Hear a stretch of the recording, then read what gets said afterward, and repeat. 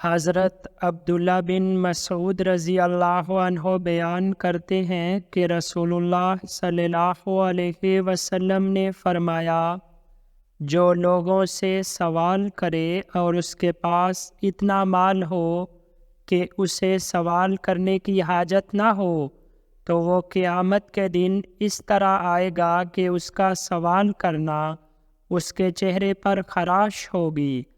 عرض کیا گیا، یا رسول اللہ صلی اللہ علیہ وسلم، کتنا مال اس کو سوال سے بے نیاز کر دیتا ہے؟